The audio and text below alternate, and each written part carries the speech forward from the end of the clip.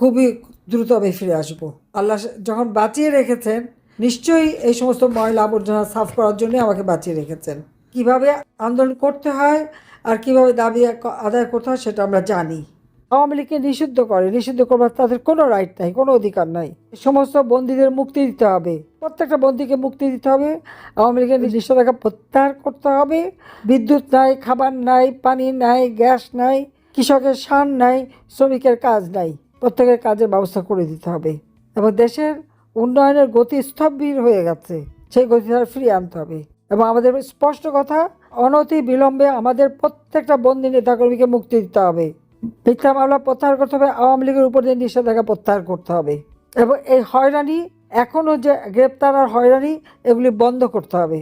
আর এটা যদি না করে আমরা বাধ্য হব যে আন্দোলন কর্মসূচি দিয়ে কিভাবে আন্দোলন করতে হয় আর কিভাবে দাবি আদায় করতে হয় সেটা আমরা জানি। আমরা এও জানি সোজা আঙ্গুলে ঘি ওঠে না। কাজে আজকে বসে বসে তারা ঘি খাবে আর বাংলাদেশের মানুষ না খেয়ে মরবে, এটা আমরা বরদাস্ত করব না। কাজে খুব দ্রুত আমাদের সকল নেতাকর্মীকে মুক্তি দিতে হবে এবং নতুন করে যাদের গ্রেপ্তার করছে সেই গ্রেপ্তার বন্ধ করতে হবে।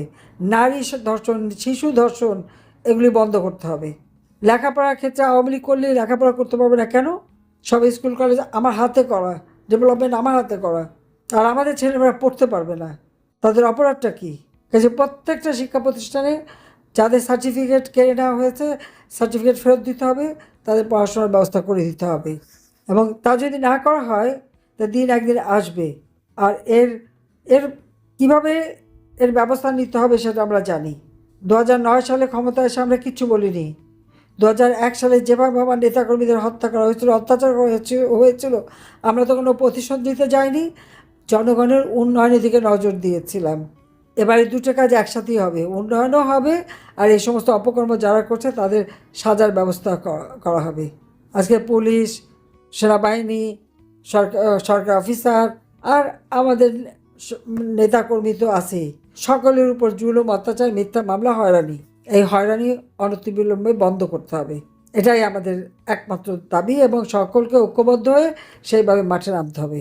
আমি আছি, আমি থাকবো এবং আমি আসবো, খুবই দ্রুত আমি ফিরে আসবো।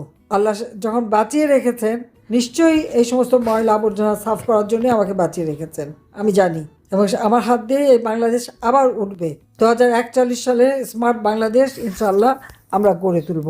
সবাইকে ধন্যবাদ। জয় বাংলা, জয় বঙ্গবন্ধু, বাংলাদেশ চিরজীবী হোক। খোদা হাফেজ।